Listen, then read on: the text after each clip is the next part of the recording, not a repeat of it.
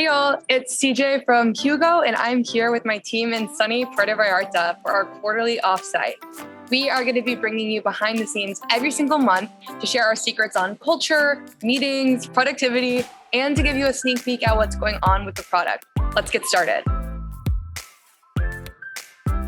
So why am I in this sunny paradise?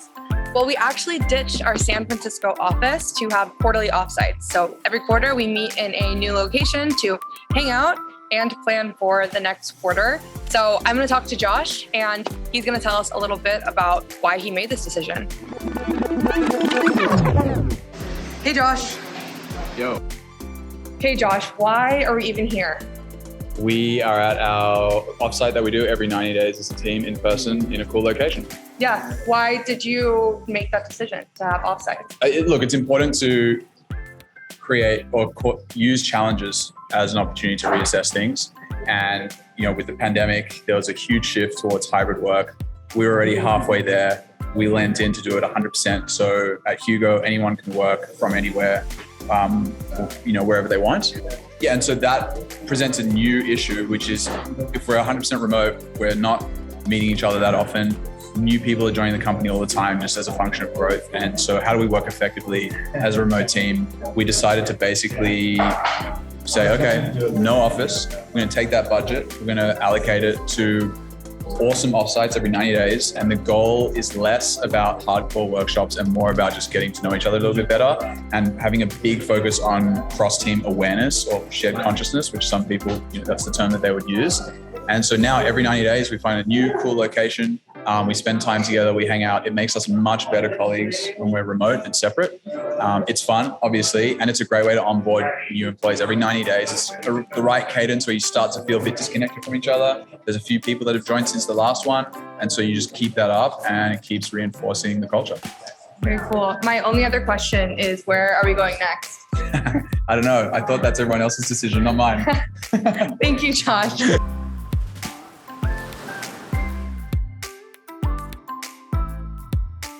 All right, you may have noticed we have a new look and a new brand. So we're chatting with Elise, our product designer, about what she worked on to bring this into the product. Yeah, so we spent a lot of time refreshing the dashboard. So that includes, the homepage for meetings, the tasks, and user scratchpad, all of which are really driving good meeting habits. We actually see now most meetings that are created have an agenda associated, which is really good. That's awesome. And really exciting. What took the most time? It was actually which color of green to use on the task completion, meeting completion. A lot of discussions about just the right shade of green. Well, I hope everyone likes their shade of green.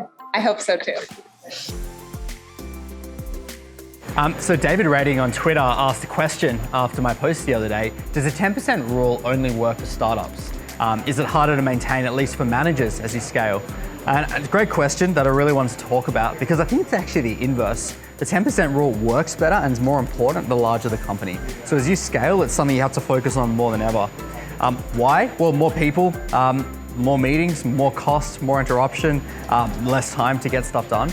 And for the manager versus IC distinction, in our view at Hugo, it's the role of the manager to enable their team to get work done. So there is time when managers should have more meetings, but it should be the job of every manager to get their ICs more time, to give their ICs more time to get things done and be out of meetings. The bigger the company, the bigger the meeting overhead, and therefore the greater the return on reducing that meeting count. And 10% is an aspirational goal. We've achieved it. Thousands of companies we talk to every day have achieved it. But even if you get down to 30, 20 and on your way down, you're going to see a really meaningful impact on your meeting culture. Thanks for the great question, David.